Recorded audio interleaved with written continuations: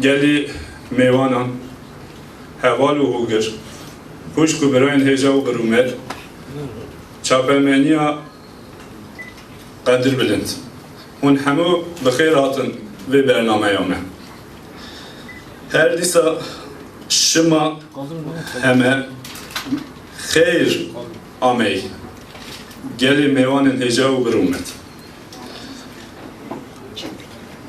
ve hon cizanın geli meyvana İro emji bu bernameye ke piroz u berumet liver civiyane. Jibo ve bername berasti hemu alin Kürdistan'ı u bajarın Türkiye'yi u derve Türkiye'yi hem velatan mevaneme u beşlervan emen hene. Jibo hatın avan em spasdarın u mali ava dibêj. Üzerinde çalıştığımız ancak son bir yıldan beridir İnisiyatif Hazırlık Kurulu tarafından aktif bir şekilde hazırlıklarını yaptığımız Hak, Adalet ve Hürriyet için Kürdistan İslami İnisiyatifi, kısa adıyla Azadi İnisiyatifi'nin kuruluş ve ilan toplantısını gerçekleştirmek için burada toplanmış bulunmaktayız.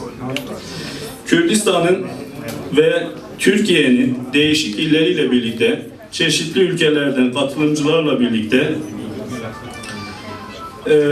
ve aynı zamanda aramızdaki misafirlerle birlikte 2 günlük toplantıda Azadi İnisiyatifi için kamuoyuna sunmak üzere oluşturduğumuz deklarasyon metniyle amaç, hedef ve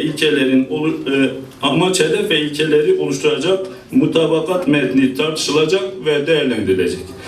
Daha sonra mutabakat sağlanılan bu metinler Pazar günü saat 11.30'da yine bu salonda kamuoyuyla paylaşılmak üzere siz değerli basın mensuplarını buraya davet ediyoruz. Bundan sonra genel kurul toplantısı olduğu için basına kapalı olarak toplantımıza devam edeceğiz.